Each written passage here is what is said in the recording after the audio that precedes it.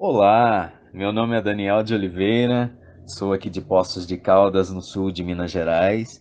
Eu tenho 38 anos, sou massoterapeuta, trabalho com massagens terapêuticas e sou integrante do grupo Lyon Brasil devido à deficiência visual que eu tenho, proveniente da neuropatia óptica de Leber. Estou deixando aqui minha mensagem de desejo de melhoras para o nosso querido Brasil. Desejo que o nosso país tenha uma prática da diversidade mais saudável, que não fique apenas na teoria. Eu almejo um país com mais respeito à sexualidade do próximo. E também eu quero e almejo muito que o Brasil não tenha essa intolerância religiosa. Desejo muito respeito à doutrina religiosa que outra pessoa abraça para seguir, né?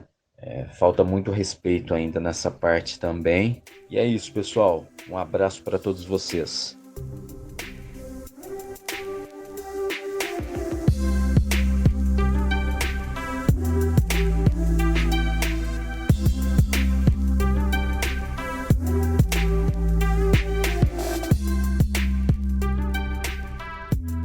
Olá, tá começando mais um episódio do programa Saúde e Diversidade, o podcast de saúde LGBT. Esse é o episódio número 32 e esse episódio foi gravado no dia 25 de março de 2021. O nosso programa vai ao ar em todos os tocadores de podcast e pelo site da Rádio USP, toda quarta-feira. Um super beijo e abraço, como eu sempre deixo pro pessoal da Rádio USP, que são os queridos e nos acolheram com todo o coração. Meu nome é Mário César Vilhena e aqui na pandemia em São Paulo, gravando da minha casa, eu converso com a minha amiga de toda semana, Vivian Avelino Silva. Oi, Vivi, como é que você tá? Oi, Mário. Tô super preocupada com a pandemia, mas feliz de ouvir sua voz falar com você. E também feliz de ter esse convidado de hoje, que é uma pessoa de quem eu gosto muito. E meu xará, como é que a gente vai fazer hoje? Mário e Mário? A gente vai ter que falar Mário César e Mário Tadeu. Deixa eu apresentar Mário Tadeu Leme de Barros Filho, bacharel, mestre, doutor em Direito, advogado, professor do eixo de Humanidades no curso de Medicina da Faculdade Israelita de Ciências da Saúde Albert Einstein, junto comigo, meu colega. Bem-vindo, Mário. Toda a reverência, professor Mário. Professor Mário César, para com isso. É uma honra estar aqui com vocês, um privilégio. Bom saber que todos estão em casas, nas suas casas, seguros e protegidos. Vamos em frente. Muito bem, antes da gente começar a falar, Vivi, eu queria só compartilhar com todo mundo as nossas redes sociais. Você que está ouvindo a gente, você pode mandar dúvidas, sugestões, críticas, ou só mandar um oizinho pra gente. @saudiversidade, saudiversidade@gmail.com é nosso e-mail. Lembrando que saúde e diversidade é a junção da palavra saúde com diversidade. É isso aí. Mário Tadeu, como sempre, a gente vai começar o episódio pedindo para você contar um pouco sobre a sua trajetória, né? Aliás, eu vou primeiro avisar todo mundo que nos escuta hoje, a gente vai falar sobre o tema bioética. E a gente convidou o Mário Tadeu para conversar com a gente porque a gente vai discutir temas relacionados à bioética, que dizem respeito à vida das pessoas LGBTQIA+. Mas conta um pouco pra gente, Mário Tadeu, por favor, sobre a sua trajetória. Legal, Vivi. Mais do que currículo, né? O que eu posso falar para vocês? Eu sou pai de 2 meninos, sou homem, cis, branco, mas que hétero, que se engajou nesse tema da luta pelos direitos humanos desde muito cedo. Eu sempre me senti provocado e sempre senti uma necessidade de devolver e recompensar à sociedade os privilégios que eu recebi pelo CEP e eu nasci efetivamente. Brinco isso com o CEP porque a gente não escolhe a casa que a gente nasceu, nem o bairro, a cidade, o estado que a gente está. Então, esse é um fator. Fiz direito na PUC, e na PUC São Paulo também muito eu aprendi sobre essa necessidade que a gente tem de olhar para o outro, de compreender o outro, né? Essa humanização, esse processo propriamente dito. Então, eu tenho essa missão pessoal, acredito muito na escuta, no diálogo, e principalmente na ação da sociedade civil. Complemento na sua tarefa de lutadora, né, de promotora dos direitos humanos. Direitos humanos esses sempre nos apresentam com avanços e retrocessos no nosso cenário. E dentro dessa roupagem, eu sempre me preocupei com os temas que são temas limítrofes aí de questões que a bioética nos traz, né? E aí talvez eu já diga para vocês. Eu vejo a bioética como um instrumento de cidadania, eu vejo a bioética como algo muito maior do que a ética da vida, que é o que a palavra nos remete, né? Mas como um espaço de diálogo, um espaço de compreensão e transformação. Obrigada, Mário, de contar pra gente a sua trajetória. A gente, acho que podia falar nesse momento, né, que nós três, mais o professor Reinaldo, fomos autores de um capítulo do livro de saúde LGBTQIA+, práticas do cuidado transdisciplinar, que é o capítulo de bioética, daí a ideia da gente discutir esses temas aqui hoje. Só que eu queria começar com um conceito um pouco mais básico, Mário. Conta um pouco, então, pra gente o que é ética e o que é bioética. Bacana, vamos lá, pessoal. Eu diria, começando a falar um pouquinho da bioética, a bioética é um conceito muito jovem, é algo como disciplina muito recente se compararmos ao conceito de ética, um conceito que remete à história da filosofia, à compreensão própria do que é a filosofia. Discutir um pouquinho com vocês sobre o que é ética é discutir um pouquinho a respeito também da moral, né? Muito na filosofia até se diferencia ou não ética de moral. Acho que isso é um tema muito polêmico, mas que de maneira sintética, simples aqui para nossa compreensão, a gente poderia olhar a moral como aquilo que vem de dentro de cada indivíduo, de cada ser humano, né? O que seria isso? Seria a percepção de um fenômeno que ocorre dentro de cada um de nós. É um pouco a resposta para aquela pergunta: que tipo de pessoa nós escolhermos ser na nossa sociedade? O que eu quero ser, né? O que eu posso fazer? Como eu devo agir? Eu acho que a ética nos traz essa busca, propriamente dito, como escolhas de opções. Somos o que escolhemos de um ponto de vista moral, tá? Já a moral, por outro lado, ela é muito mais associada com a figura de um sistema de valores, que resultam de normas que são consideradas corretas por uma determinada sociedade, por um determinado grupo, por uma determinada cultura. Então, ao contrário da ética, a moral é aquilo que vem de fora para dentro, aquilo que eu interiorizo, aquilo que eu trago e aquilo que vale para um determinado momento, num determinado grupo específico, e que trabalha com perguntas diversas, não do que eu quero, mas o que o meu ambiente, o que o meu coletivo entende como viver, né? E o que ele distingue como o bom e o ruim. Então, acho que esse é o primeiro ponto de compreensão interessante para a nossa discussão, olhar a ética como esse movimento daquilo que vem de dentro para fora e a moral como um movimento de fora para dentro, tá certo? E a palavra que me ocorre, Mário, é moralismo, né? Que tem bem essa conotação, né? Do imposto pelo exterior para o que é o certo e o errado, né? E legal a sua colocação, Vivian, porque isso conversa bastante com aquilo que acontece na nossa vida ao longo dela toda, né? Durante nossa vida, nós realizamos diversos juízos de valores, mas também nós vivemos diversos juízos morais, né? E aí vem essa figura que você trouxe do moralismo. A gente atravessa, a gente convive e a gente participa de juízos morais, tanto da nossa própria conduta, como sobre a conduta dos outros. E aí talvez a gente já encontre o nosso primeiro ponto de problemas, né? E aí, quem define qual que é a moral? Como que se estabelece? Né? Ou mais ainda, uma expressão que eu gosto de usar bastante, quem tem a régua para falar se está correta, se ela é a maior ou ela é menor? Qual que é a régua que a gente vai usar para medir a moral?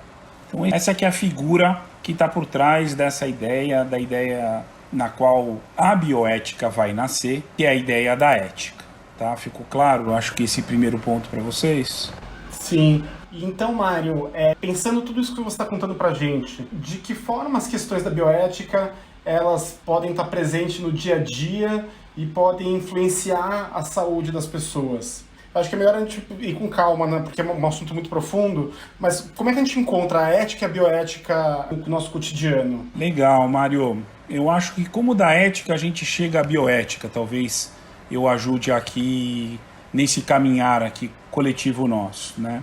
Pensando essa ideia de escolhas do que a gente quer ou não quer, né? E escolhas do que culturalmente a gente aceita como a melhor coisa a ser feita ou não, né? O que a gente julga como bom ou ruim, né? Certo ou errado.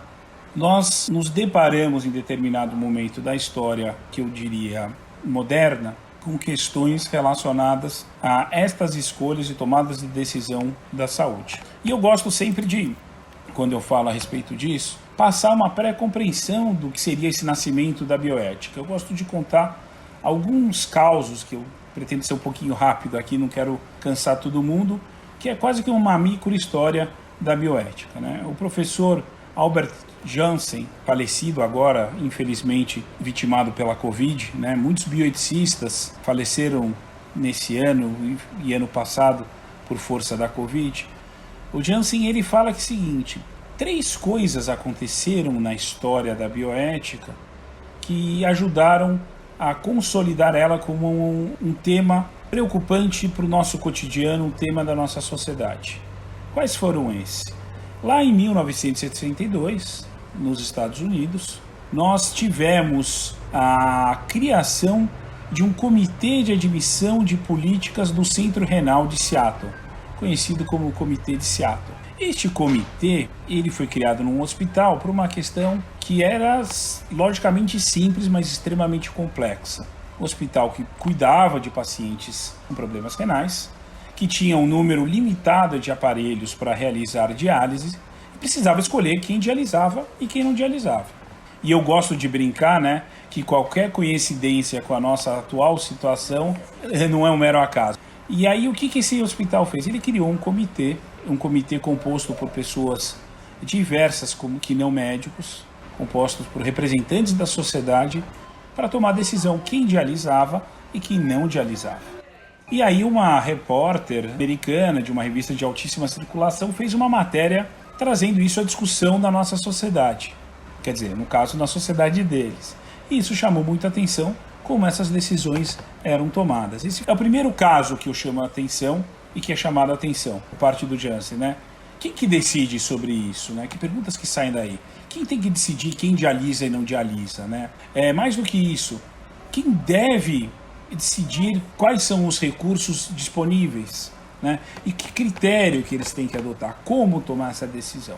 Acho que vale a pena a gente citar para quem está ouvindo, nem todo mundo sabe o que é hemodiálise, né? Então, hemodiálise é um procedimento em que a pessoa é ligada a uma máquina que filtra o sangue para tirar as impurezas que normalmente o rim retira do nosso corpo. Então, são pessoas que têm um rim que não funciona e que precisam desse aparelho para viver. Quando a hemodiálise não é feita, a pessoa começa a ter a sua saúde deteriorada, né, cada vez pior, e pode chegar ao ponto de morrer pela falta da hemodiálise, né? Então, de certa forma, quando você escolhe quem vai fazer, quem vai ter acesso à hemodiálise e quem não vai ter acesso à hemodiálise, você está escolhendo quem vai viver e quem vai morrer. E esse que é o grande dilema aí da discussão ética nessa situação que o Mário Tadeu comentou. Obrigado, Vivian. Ótima colocação, né? E prestem atenção, eu falei algo que aconteceu em 1962. Guarda um número, 1962, e coloca na sua linha do tempo, da história do mundo, quando que foi isso. Segundo momento, olha só, nada como o Mário César pronto com as informações da história brasileira. 1966, Mário César, um senhor chamado Becker publicou um artigo numa revista científica, médica, né, o New England, que é a revista das revistas do médico, e a Vivian está aqui para nos confirmar, falando que o seguinte, que os ensaios clínicos custeados pelo governo estadunidense, bem como realizados naquela sociedade, sempre tinham, ou a grande parte deles, tinham como objeto de pesquisa cidadãos de segunda classe. Opa, o que são cidadãos de segunda classe? E ele explicava, né?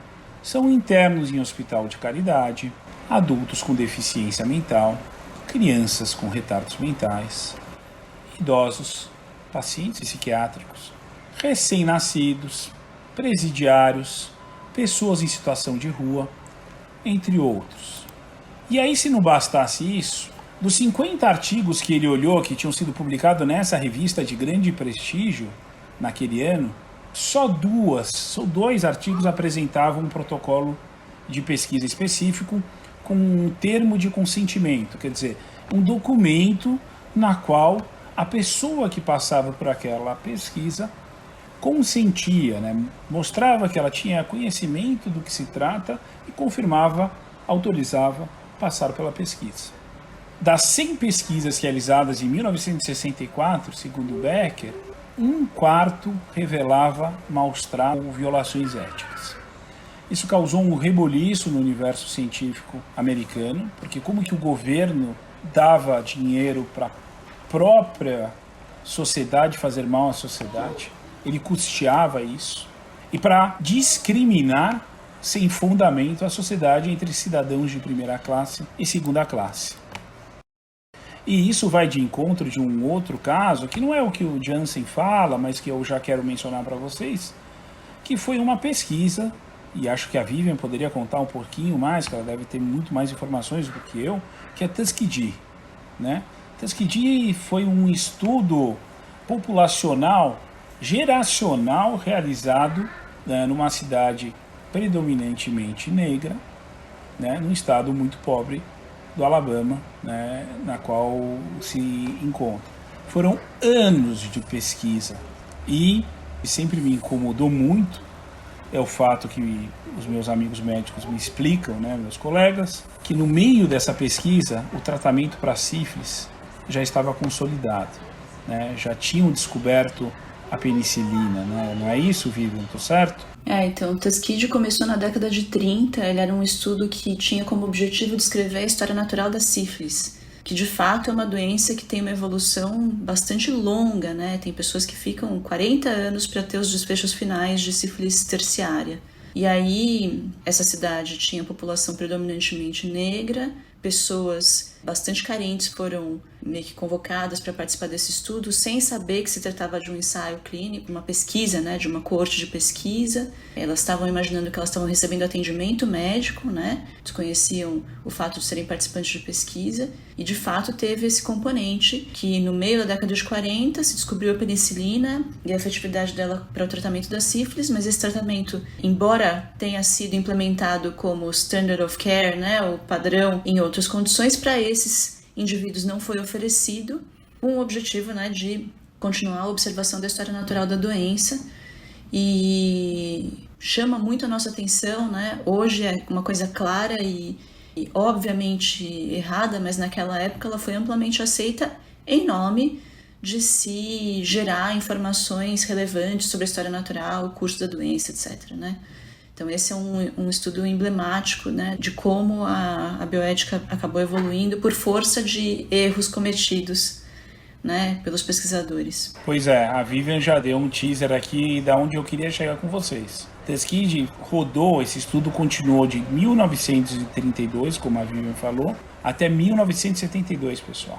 E o que isso significa? Isso significa que ele atravessou a Segunda Guerra Mundial. E aí é o ponto que eu queria chamar para destaque. Tudo isso aconteceu depois de todas as atrocidades que nós vivenciamos no nazismo. Depois de todos os absurdos que foram levados a julgamento no Tribunal de Nuremberg pelos médicos nazistas. Mas depois de tudo isso, a gente ainda vivenciou o que o Becker destacou, essa diferenciação de cidadãos de segunda classe em 66. A gente vivenciou até 72 essa pesquisa da história, da evolução histórica dessa doença que em tratamento já se conhecia. E aí, de novo, quais são as perguntas que nos palpitam dentro do universo da bioética, né? Qual seria a preocupação do médico com o bem-estar do seu paciente? Ele não tem que preocupar com o bem-estar, mas ele tem que preocupar em conhecer o ser humano, conhecer a doença para combatê-la nos outros casos, mas não naquele, né? É permitido acontecer malefícios nos cuidados de saúde? Era essa pergunta que destacava e que chamou a atenção da sociedade, né? O terceiro caso que chama a atenção da sociedade naquela época não aconteceu nos Estados Unidos, aconteceu na África do Sul. Em 1967, o Christian Barnard ele realizou o primeiro transplante de coração num ser humano, numa pessoa. Uma grande proeza, algo maravilhoso, né? Primeiro transplante de coração do mundo. Só que tem um detalhe, o Barnard, ele tirou o coração de uma pessoa quase morta, uma mulher negra, e colocou num paciente com uma doença cardíaca terminal, um homem branco. Tá? Isso é um detalhe que eu trago aqui, mas que nem foi o grande ponto da discussão, daquilo que veio aos olhos da sociedade. Afinal, a gente vivia no universo do apartheid. Mas a pergunta é, como que o Barnard poderia garantir que o doador estava realmente morto, que essa doadora estava realmente morta no momento do transplante? Isso tudo também causou um grande momento da história da ciência médica. A Faculdade de Medicina de Harvard procurou definir os critérios para o que eles chamavam à época de morte cerebral, né? E só em 1975, né, os preceitos do que hoje nós chamamos de morte encefálica foram divulgados, possibilitando que essas cirurgias que tinham sido realizadas passassem a ser realizadas com segurança, com tranquilidade, porque a gente definiu quando que a gente pode tirar partes de um corpo para fins de transplante, tá certo? Então são todas essas questões que a bioética, que fizeram nascer o conceito do que é bioética. Mário, quando você me perguntou como que isso está no nosso cotidiano, ele está nesse cotidiano porque isso não parou na década de 70. As questões de quem deve decidir sobre os destinos prioritários de recursos disponíveis, qual deve ser a preocupação do médico com o bem-estar do seu paciente, é permitido fazer malefício nos cuidados à saúde, quem decide a conduta a ser tomada, isso está presente no nosso dia a dia. Isso está presente na beira do leito dos pacientes da doutora Vivian e de todos os outros médicos que combatem a Covid no Brasil, aqui e agora. Tá certo? Então a bioética, ela é nossa, né? Ela não é um conhecimento privativo de bioeticistas, de médicos, né? De juristas, filósofos, psicólogos, e aí a gente vai embora. Ela é da cidadania. Nossa, essa história me fez pensar em tantas coisas agora, né? E pensar que nesse momento que a gente está vivendo, ela está presente e não é um privilégio dos médicos, como você falou. Ela está presente e pertence a todos nós, a ética e a bioética, porque todos nós estamos envolvidos pelo problema da pandemia. Isso me lembra o caso que aconteceu em alguns países da Europa, com alguns idosos tendo por nem mais ir para o hospital porque eles não iam ter leito, com a falta de leito que está acontecendo aqui no Brasil e com o problema que a gente enfrenta por conta da segregação social e os cidadãos de segunda classe que ainda existem, embora a Constituição não determine assim, preveja o princípio da igualdade para todos, mas a gente sabe que no dia a dia, de fato, existem cidadãos brasileiros de primeira classe com muitos privilégios, elite branca, políticos, os marajás da vida, e uma grande leva de pessoas que não têm acesso à saúde, né? E isso está na bioética. E eu faço ainda mais um comentário, que foi a coisa que é mais para sair assim do mundo do hospital. Aquela pessoa que ela mesma não foi trabalhar porque está com medo da pandemia, mas chama a diarista, o empregado doméstico, a pessoa que trabalha para ela, para ir para casa, sem pensar que a pessoa está se colocando em risco. Você é a pessoa que faz isso. Você não tem ética, já começo aloprando, assim, né? Porque depois de tudo que você me contou e que a gente está vivendo, já dá para ter ferramenta para acusar as pessoas. Olha que bravo que eu tô. Não, mas, Xará, eu sou da convergência. Eu acho que a gente tem que fazer o confronto de ideias porque a gente entra numa conversa aberto para mudar, né?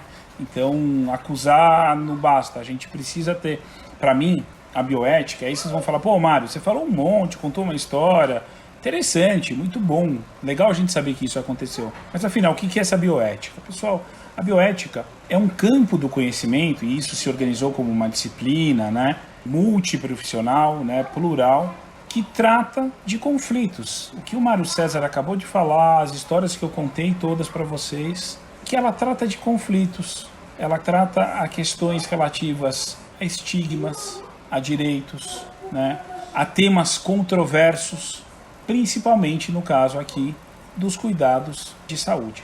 E aí, desde já eu quero falar para vocês, ela é um espaço de diálogo. Ela pressupõe a compreensão, de escuta, de delineamento do que pode ser feito, E ela, infelizmente, né, ou felizmente, na verdade, ela não tem um objetivo de dar respostas conclusivas, mas sim, e aí que é o grande ponto, ampliar a nossa capacidade de reflexão. Então, quando o Mário César fala, poxa, tudo que você me falou já me levou a discutir isso, eu diria num diálogo, Mário, eu ia falar para você, mas isso também não te lembra a uma grande polêmica que a gente tem dos direitos humanos entre o universalismo dos direitos humanos e relativismo cultural? Porque a gente olha para práticas culturais tão distantes da gente e tem um choque, uma intolerância cultural e prega a necessidade de uma intervenção, mas aí a gente vai se aproximando das nossas práticas culturais e esquece do que a gente faz. Só para dar uma explicadinha para quem está ouvindo a gente, o universalismo dos direitos humanos é quando a gente considera que a humanidade é uma só, o ser humano, todas as pessoas do mundo são seres humanos e existem direitos que eles são universais. O direito à vida, o direito à dignidade humana, por exemplo, são direitos considerados universais. E em algumas culturas existem práticas que são consideradas estranhas umas das outras. Por exemplo, a gente que vive no mundo eurocêntrico, né? A gente copia tudo que aconteceu na Europa, na modernidade, a gente chega e de repente vê uma prática de ablação de clitóris em alguma cultura. E a gente acha muito esquisito.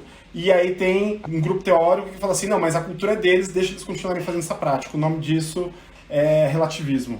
Enquanto os universalistas falam assim, não, isso está ferindo o princípio da dignidade humana. E esse pessoal que fala isso é universalista. Rapidíssimo aqui, explicando isso. Massa, não, legal.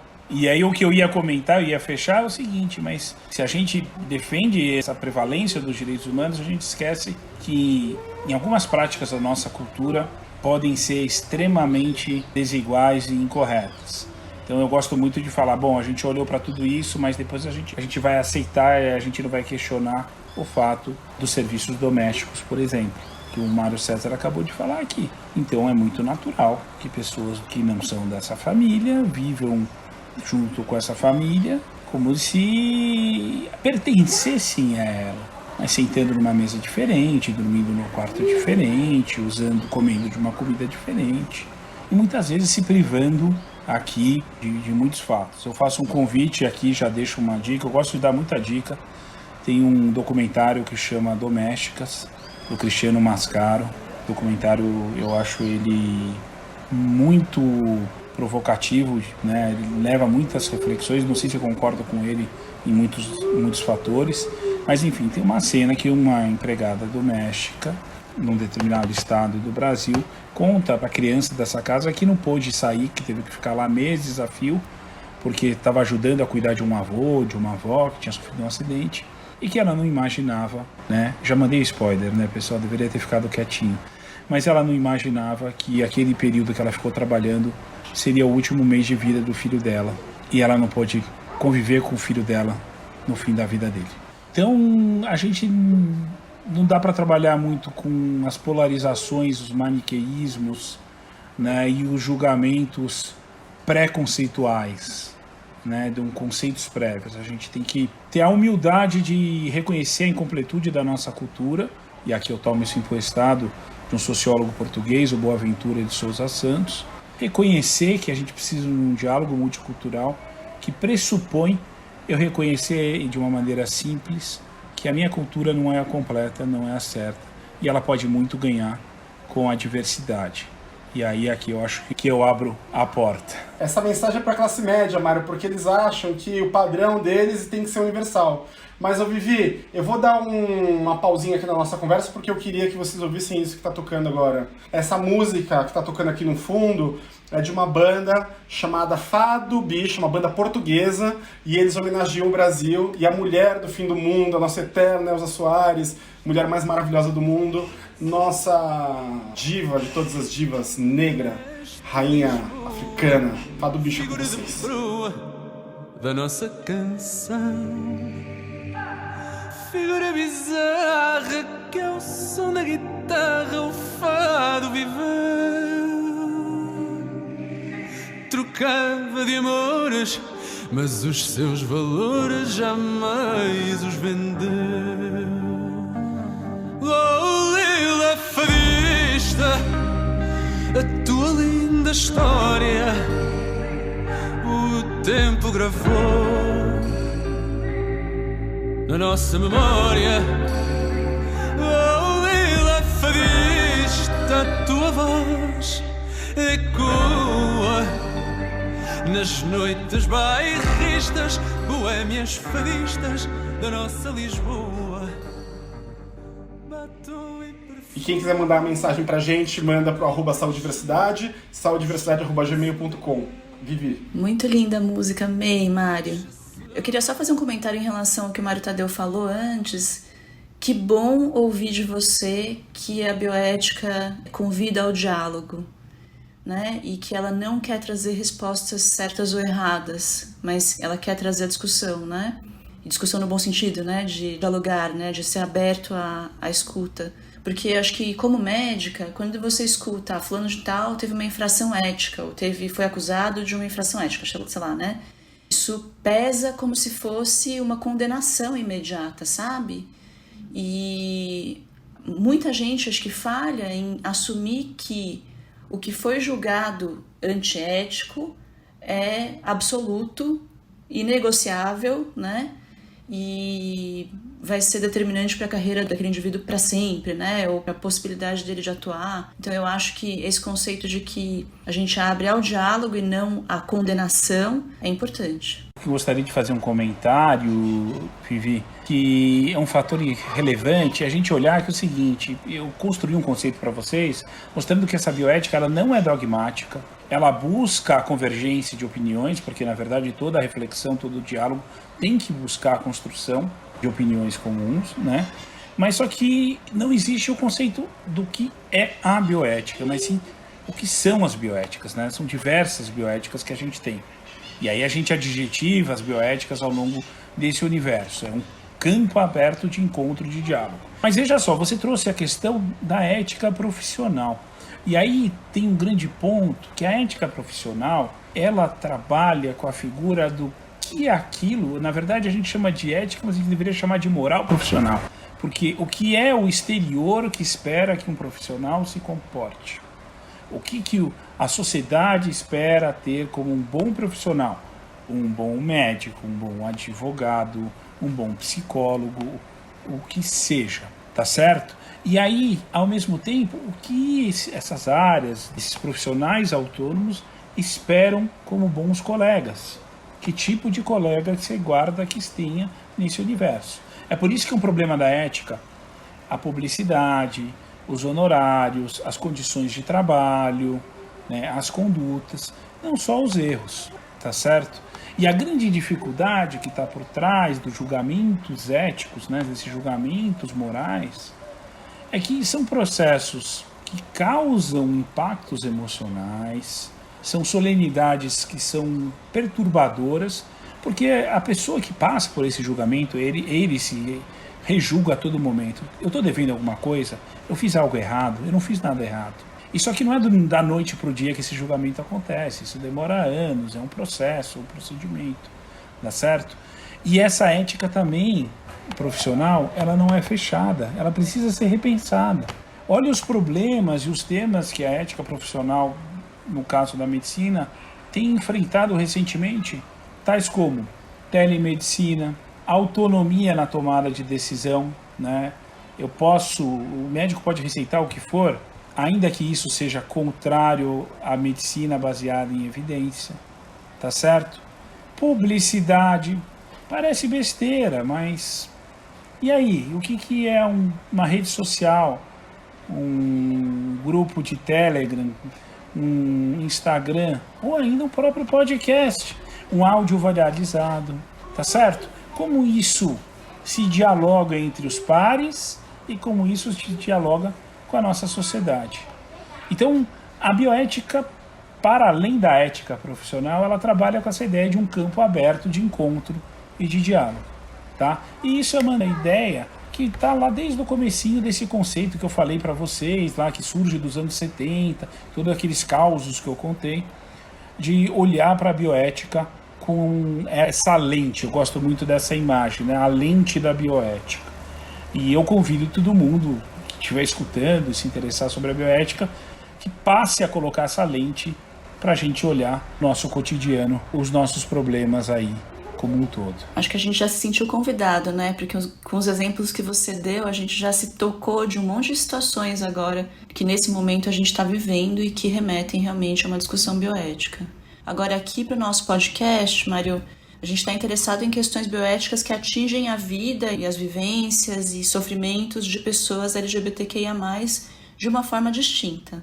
Então eu queria te convidar para fazer uma discussão a respeito de algumas dessas questões. É lógico que a gente tem uma lista infinita e você até pode dar muito mais exemplos para nós, né, Mário? Mas tem alguns pontos que eu queria trazer e que a gente poderia discutir aqui. O primeiro deles é em relação ao mero atendimento de pessoas LGBTQIA+. E existe uma parte lá do Código de Ética Médica que fala que o médico não vai ser obrigado, depois você pode colocar nas palavras que o código fala, né? Mas minha interpretação é que o médico não é obrigado a fazer atendimento de uma situação, um paciente que cause mal-estar ou que ele não se sinta confortável para fazer o atendimento, né? Que é o que a gente chama de objeção de consciência. Então, por exemplo, eu tenho objeção de consciência porque eu sou contra o aborto e aí eu me recuso a fazer o aborto. E eu posso me recusar a fazer o aborto desde que não se caracterize como uma situação de urgência e emergência e tenha outro médico para fazer o procedimento médico, no caso no Brasil, quando é uma indicação legal, né, do aborto. Agora, a objeção de consciência, na minha opinião, é uma coisa complicada, né, da gente tratar, porque é subjetivo, certo? Qual que é o limite da objeção de consciência? Que você vai aceitar como legal, essa vale, ou essa daqui não vale. Então então eu sou contra aborto, eu sou contra esse procedimento transexualizador, eu sou contra a pessoa ter orientação não hétero, eu sou contra o cara ser, sei lá, cheirar mal, eu sou contra um paciente feio. Qual que é o limite, né, do que eu posso ter objeção? Você pode discutir um pouco com a gente sobre isso? Legal, Vivian. Você já bem delineou o que eu entendo ser o tema central. Qual que é esse limite da objeção de consciência? Eu gosto primeiro de destacar que qual que é o fruto? O que levou à objeção de consciência? Será que a objeção de consciência, na verdade, não é efetivamente uma recusa de atendimento, mas sim maneira de esconder o que por trás existe na cabeça desse profissional? Eu explico. Será que a objeção de consciência não está tratando daqueles profissionais que não querem, não desejam ter um conhecimento técnico sobre as particularidades desse tipo de contato, né? Não querem ou alegam um desconhecimento buscando um outro profissional, porque tudo isso está trazendo uma discriminação, um preconceito. E aí o grande ponto que eu destaco que é o seguinte: a objeção de consciência, ela não é um salvo-conduto para exercício de preconceito. A discriminação, a negação da dignidade da pessoa humana, mais do que uma previsão em leis, em códigos de ética ou declarações de direitos humanos, ela é uma violação, ela é uma afronta a uma condição própria de cada indivíduo. Somos singulares, cada um tem as suas peculiaridades, cada um tem a sua imagem, constrói a sua imagem, seus sentimentos, cada um tem sua visão de mundo, cada um tem seus valores. E você não pode discriminar esses valores, você tem que acolher essas pessoas. O grande ponto é que a gente precisa treinar as pessoas para acolherem. Todos querem que sejam o igual, mas também acolher o diferente, né? E aí o que a gente vê e a gente trabalha, né, Vivian, Mário César, a gente tem essa possibilidade, é a necessidade de conscientizar para que aqueles que são conscientizados passem a disseminar, né, como que tem que se portar, como que tem que tratar, como que tem que trabalhar. Então a gente entende que as escolas devem ter ações para transformar essa situação de preconceito, de discriminação em algo a ser combatido. Principalmente, já que a gente está falando aqui em saúde, os serviços e as escolas de saúde. O que vocês acham? Afinal, aqui não, eu quero conversar. O que você acha disso, Mário? Olha, o que você está me trazendo me traz um argumento que é muito utilizado, porque, assim, a gente é muito centrado nos grandes centros urbanos em São Paulo, né? E a gente esquece que o Brasil é gigantesco. E nos rincões do Brasil, o que acontece de médico que, por convicções pessoais, e a única possibilidade de tratamento para pessoas LGBTs, por exemplo, pensa uma mulher trans, acaba negando esse atendimento, e algumas vezes existe o argumento de que, por objeção de consciência, por convicções morais religiosas, ética, política, ele poderia se negar a esse tratamento. O que, no final das contas, ele está negando o direito à vida dessa pessoa. Então, eu acho que a gente tem essa colisão de direitos, já que a gente está falando em direito bastante aqui, que, de repente, o médico, porque ele é religioso, porque ele é muito conservador, negou o direito ao tratamento de saúde para uma pessoa humana, que é trans, mas é uma pessoa humana. E, ao meu ver, se a gente for considerar por essa perspectiva que a gente falou do universalismo, se a gente for colidir, se a gente for medir qual direito é mais importante, é maior, eu acho que o direito à vida, o direito à saúde é maior do que o direito a qualquer outra coisa. E até eu completaria você, Xará, dizendo que, ok, o médico ele pode ser muito religioso, ele pode ser muito conservador, mas o comportamento dele, a atuação dele não pode ser preconceituosa. Talvez ele tenha que revisitar os valores culturais, religiosos dele para pensar se efetivamente essas escolhas que ele adota na sua conduta não são até contrárias aos próprios valores. Onde é que está o acolhimento? Onde é que está a ajuda dos mais necessitados? Então, quando a Vivian pergunta para mim sobre objeção de consciência, o que eu mais gostaria é que ela jamais seja compreendida como um ato preconceituoso. Porque se a objeção de consciência for um instrumento para exercício de preconceito, ela também é um instrumento para violações dos direitos humanos, ele é um instrumento para a violência. Pois é, eu tenho 2 convites nesse momento, gente. O primeiro é para que qualquer colega médico, profissional da saúde, que acredite ter algum tipo de objeção de consciência, tente repensar se essa objeção de consciência realmente não é um preconceito, um conceito que pode ser modificado, porque quanto menos a gente precisar usar, esse argumento da objeção de consciência, melhor. E ao segundo convite, eu queria convidar todo mundo a ler a reportagem sobre o Dr. Olímpio Moraes, que saiu na revista Piauí, agora no mês de março. Ele é um médico ginecologista obstetra, que ficou famoso pelo seu envolvimento com casos de aborto em crianças que sofreram estupro. E é linda a história e tem bastante discussão a respeito desse dilema ético e objeção de consciência de colegas e de como ele acabou se envolvendo nessa questão, que é uma questão de direitos humanos também. Então, são 2 convites que eu deixo aí para todo mundo. Posso fazer o terceiro desse assunto? É também na Piauí, ó lá, não é jabá da Piauí, hein, pessoal? Mas, recentemente, foi publicado um diário da ginecologista obstetra Helena Parro. A Helena, que muito trabalhou aqui para a garantia de um direito de uma criança que foi estuprada e que não podia fazer o aborto por questões técnico-culturais, efetivamente. Então é aquela história daquela menina que precisou ser retirada do seu estado para que pudesse exercer esse direito. A Helena relatou o envolvimento dela. Ela criou uma rede de defesa de mulheres, ela é obstetra, é uma professora de Minas Gerais e esse diário é muito emocionante, pessoal, e vai nos lembrar efetivamente a repensar. Eu acho importante existir a objeção de consciência, Vivian. Ela exerce um papel central de renovar a autonomia do profissional liberal, no caso do médico, mas só que a gente tem que relembrar como que esse instrumento deve ser utilizado.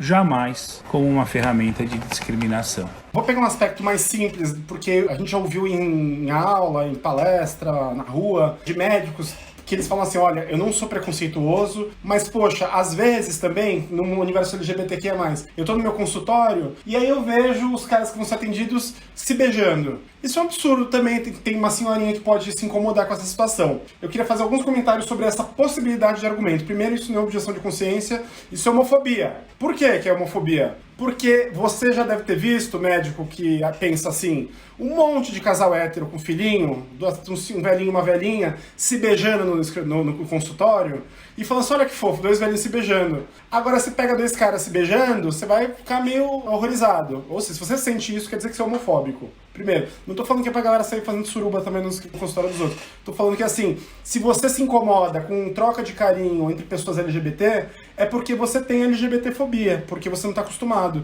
Então comece a repensar isso. E a violência vem de você, não vem do outro. E segundo, ao meu ver, isso não é objeção de consciência.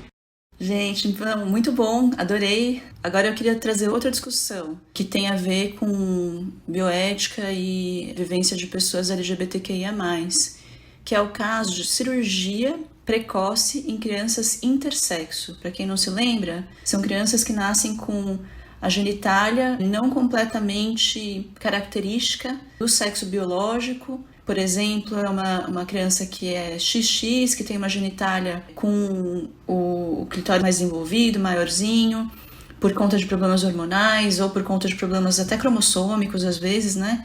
E aí o aspecto externo dessa genitália não é típico e muitas vezes é sugerido que é melhor uma intervenção precoce. A gente já teve aqui discutindo esse assunto conosco a professora Berenice Bilharinho, que é médica endocrinologista, professora titular da Faculdade de Medicina da Universidade de São Paulo, e também a Carolina Iara, que é uma pessoa intersexo, que sofreu intervenção cirúrgica quando criança, né? Então acho que é super interessante a gente escutar agora do Mário Tadeu a discussão do aspecto bioético. Mas antes do Mário começar a falar, toca um pouco mais de Fado Bicha pra gente.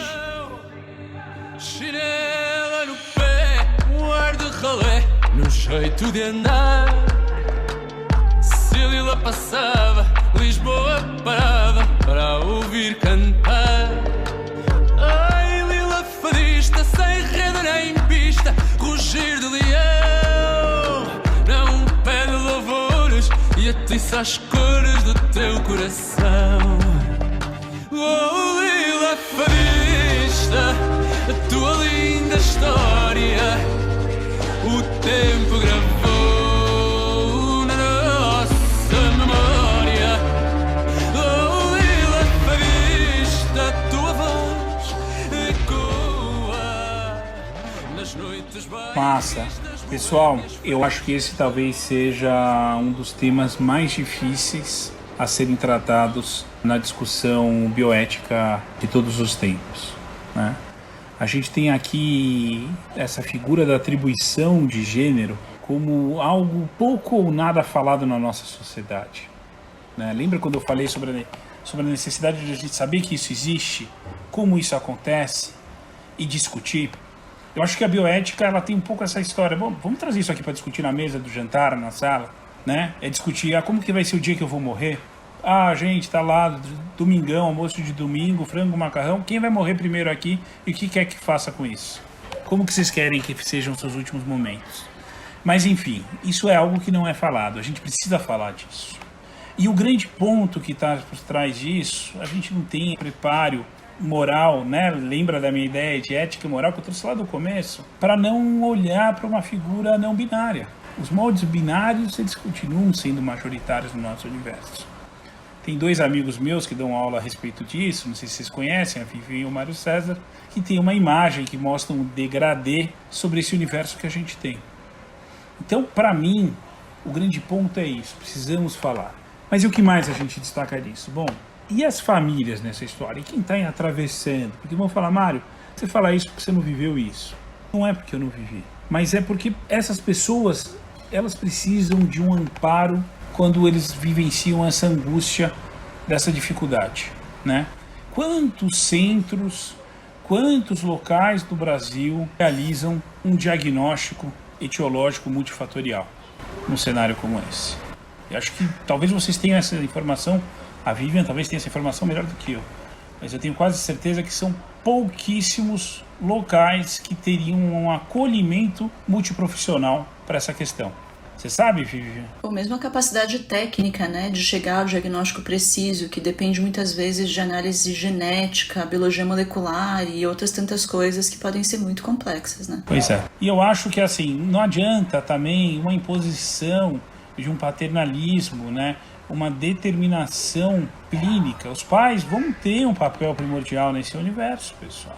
A gente tem que entender que eles precisam ser acolhidos, eles precisam participar desse diálogo, eles precisam compreender o que acontece, né? A gente não tem educação para lidar com isso, né? A gente não tem uma sociedade dessensibilizada para esse cenário.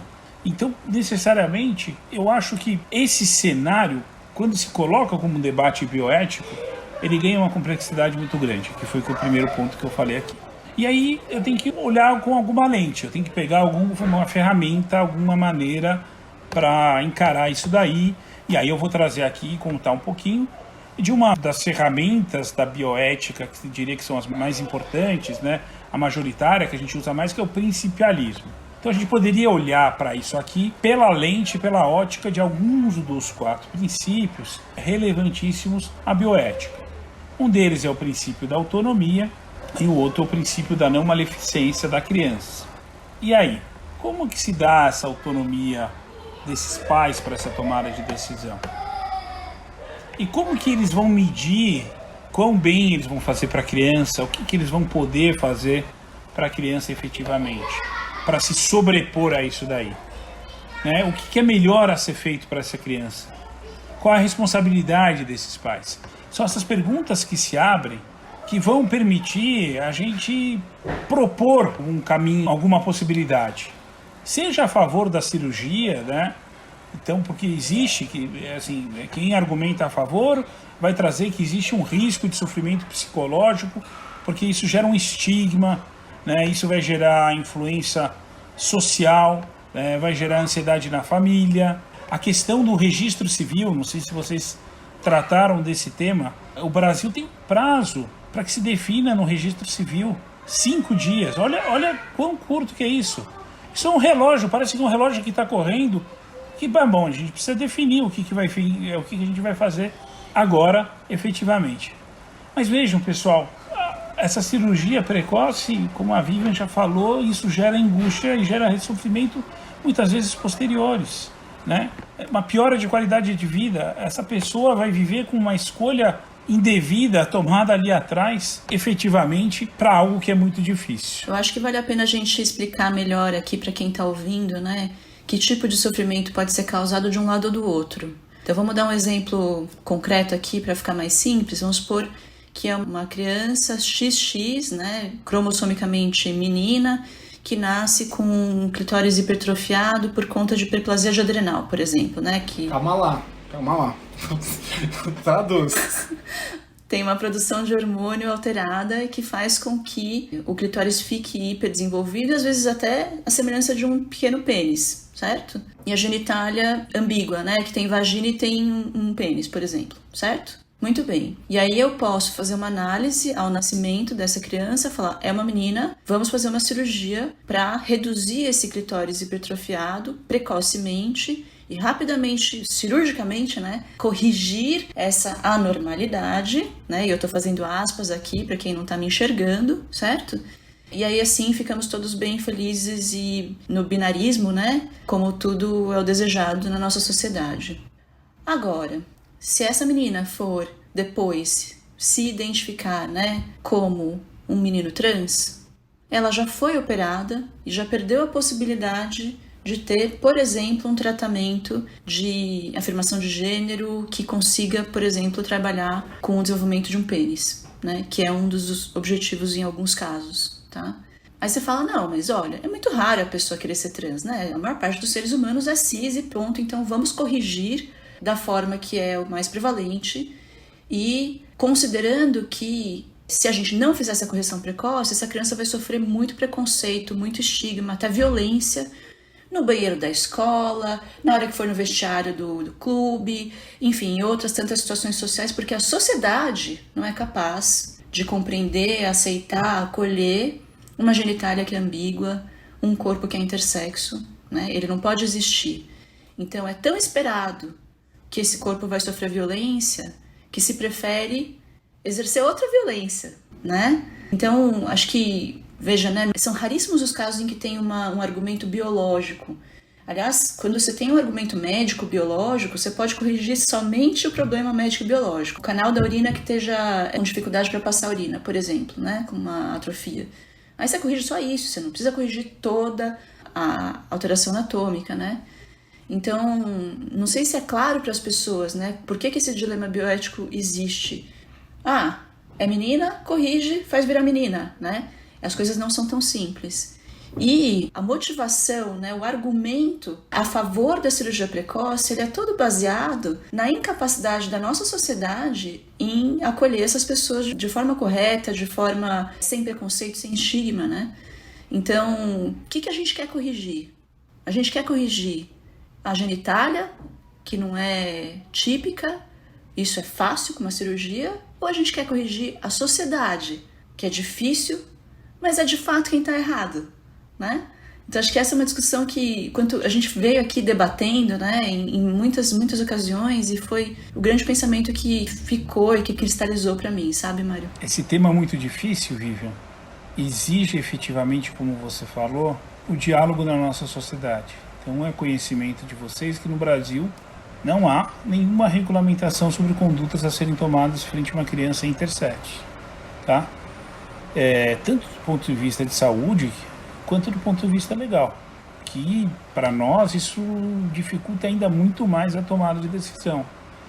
E não basta isso, é o que o Mário falou, 5 dias para você colocar isso no registro.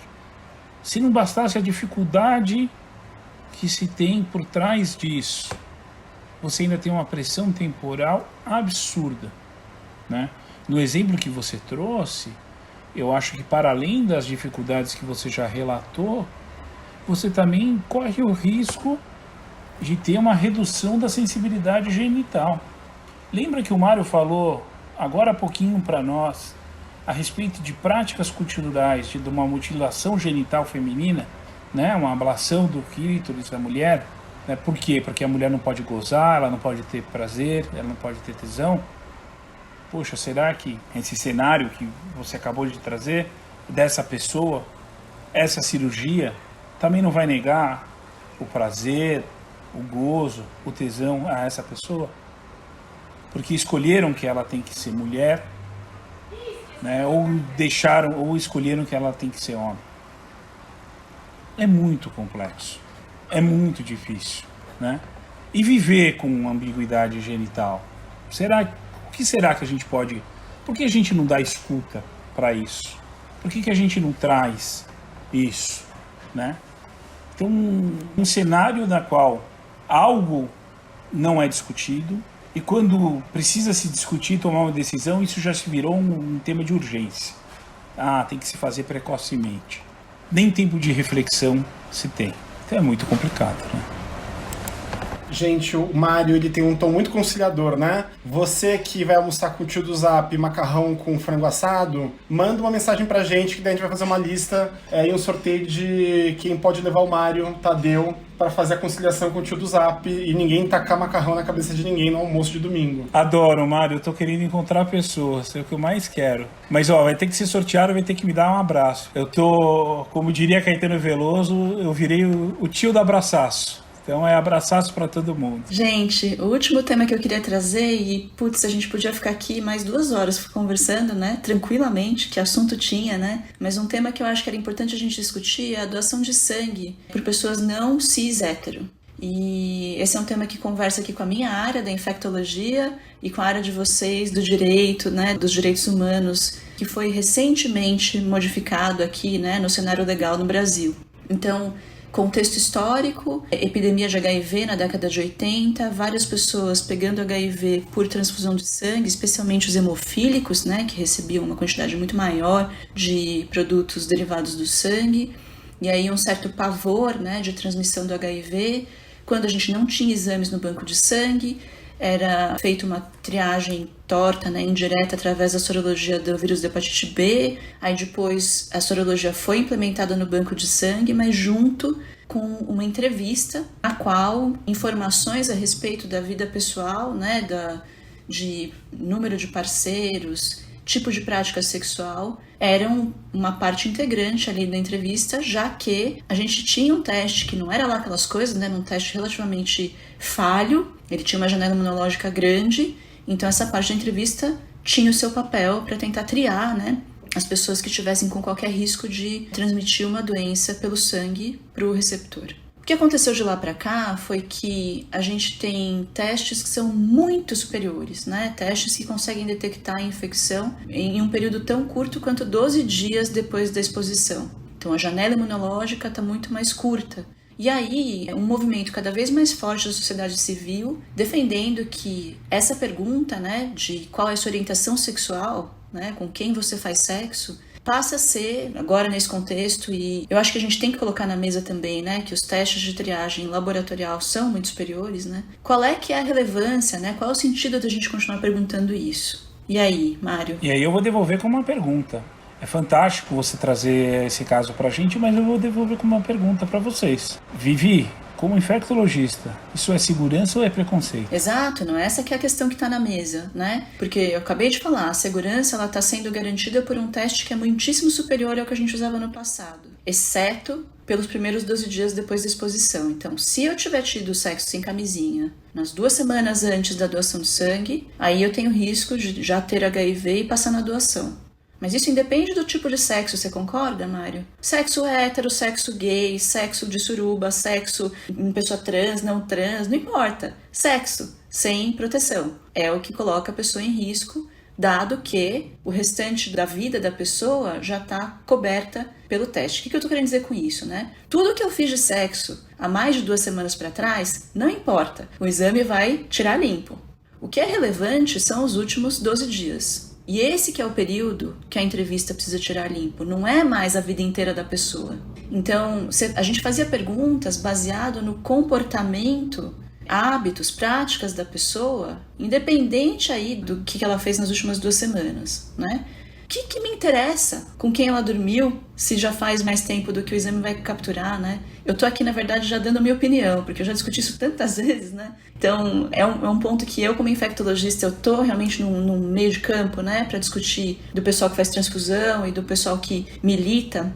E eu, enfim, já discuti, levantei literatura sobre isso muitas vezes, então eu fico inflamada para falar sobre isso. Conta da vitória que a gente teve em julho de 2020, né? Eu vou falar, antes de você falar da vitória, eu vou falar que, na verdade, o grande problema, ao meu ver, já coloco também minha opinião antes de dar toda a palavra pro Mário, é porque, para a sociedade brasileira, sangue de bicha é contaminado, bicha é aidética. E você tem que parar de achar isso, porque isso é preconceito. Isso já é, inclusive, crime hoje em dia, graças ao Supremo Tribunal Federal. Então, primeiro, gente, para de achar que toda bicha tem HIV, tem AIDS, porque não é assim que funciona. E começa a olhar para a ciência, embora hoje em dia no Brasil esteja meio difícil achar que a ciência seja um caminho, algumas pessoas a negam. Mário, conta, por favor. Bom, Mário, que eu queria chamar a atenção, né, jogando a bola para o nosso universo, para a nossa área aqui, em julho do ano passado, de 2020, nós tivemos um caso paradigmático decidido pelo STF, que é a ADI, Ação Direta de Inconstitucionalidade número 5.553. O que essa ADI falou? Ela declarou, contrária à nossa Constituição, contrária às leis do país, uma portaria específica do Ministério da Saúde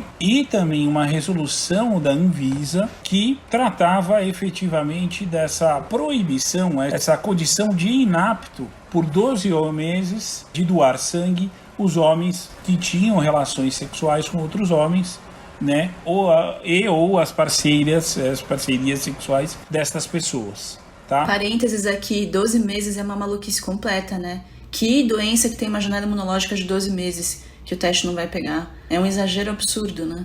É tranquilo, viu? Você é uma pessoa gay ou bi ou um homem que faz sexo com outro homem, super tranquilo ficar 12 meses sem transar, tá? É só segura sua onda. Aí você pode doar sangue. Isso, e para doar sangue, né? Você pode falar para nós aqui, Vivian, como que os bancos de sobra sangue no Brasil, né? E a gente está dando sangue para todo quanto é lado. Que paradoxo. E no fundo, eu diria, pela minha lente bioética, né? E quais são as questões, quais são os problemas bioéticos que estão por trás dessa proibição que caiu, né? Isso é uma felicidade de falar, que é essa mudança. E caiu por alguns avanços e retrocessos que a nossa sociedade tem em relação aos direitos humanos. A gente está aqui colocando na mesa para discutir, primeiro, a inaptidão para a doação de sangue. Será que isso é uma questão cultural ou isso tem que ser técnico? E aí, clínico? A gente pode culturalmente definir, porque a bioética trouxe lá um tema lá atrás, quando eu falei morte, né, cerebral na época, morte encefálica. Isso era uma definição cultural que a gente precisava para cientificamente fazer algo. Uma escolha clínica a ser feita. Mas será que aqui não é o reverso? A escolha clínica não deve prevalecer sobre a escolha cultural? Então esse acho que é um primeiro ponto que a gente poderia ter num debate bioético. Aí o segundo, a gente vai entrar sobre prática. Só homossexuais praticam sexo anal? Só eles estão expostos a isso? E de saúde pública. A gente vai falar de saúde pública e heterossexualismo. Qual a relação que isso vai ter? O homossexualismo, propriamente dito, né? Enfim, são fatores que a gente pode discutir efetivamente aqui para tentar encontrar uma solução. Mas eu diria que, felizmente, de todas as questões que vocês desafiaram a nós, essa é a mais fácil. Porque, na verdade, tem uma decisão judicial. E aí entra o grande ponto, né? Bioética e biodireito. Com todo o respeito aos meus colegas que gostam muito desse conceito de biodireito, para mim existe a bioética e o direito. O direito impõe. Ele acompanha a sociedade, ele é mais devagar, ele é mais conservador, mas ele define os limites. Então, quando o direito bate, cessam-se as discussões bioéticas. Não é mais o espaço da discussão bioética, é do cumprimento. Então, se uma decisão do STF revogou um artigo que considerava isto incorreto, acho que o problema bioético se solucionou por esse cenário. Então, na prática, qualquer pessoa pode doar sangue mesmo antes dos 12 meses da última relação sexual, como foi colocado aí pela aula que a Vivian nos deu aqui em alguns segundos. Eu aprendi muito com a Vivian a respeito disso, eu sou muito grato por isso, né? Ela enriqueceu muito minha visão a propósito no tema da doação de sangue. Ai, que gostoso ouvir isso, mas eu aprendo muito com vocês também, viu, os dois Mários. Bom, gente, considerando todas essas questões de difíceis soluções e debate intenso e acalorado, nós vamos para o momento cultural do nosso programa, o momento...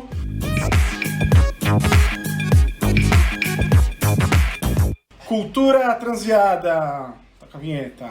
Nesse momento, Vivi e eu sempre trazemos uma dica cultural e o nosso convidado também. E como em todo programa, o nosso convidado faz as honras da casa e começa. Mário Tadeu, por gentileza, qual é a sua dica cultural de hoje? Xará, vou confessar para você que eu acho que estava ansioso por esse momento. Eu acho isso o máximo, delicioso e pensei bastante. Eu queria dar uma dica de um clássico de leitura. Eu acho que a pandemia nos faz olharmos para os nossos livros, eles nos fazem viajar, né? Então é um livro da Virginia Woolf, não sei se alguém já falou dele aqui, ele se chama Orlando, talvez seja um dos romances mais famosos da Virginia Woolf, né? E que conta a história do Orlando, que ele é nascido elisabetana, né? Da Elizabeth, e que numa viagem à Turquia, o Orlando ele acorda com um corpo feminino. E aí, toda uma discussão, toda uma reflexão da Virginia Woolf, trazendo, e olha só, isso a gente está falando de um livro 1900 e bolinhas, né?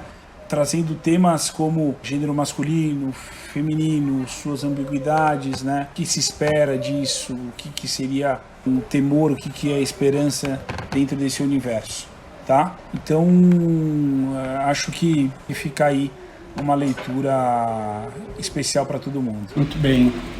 Vivi? Eu quero recomendar uma autora chamada Cassandra Hughes.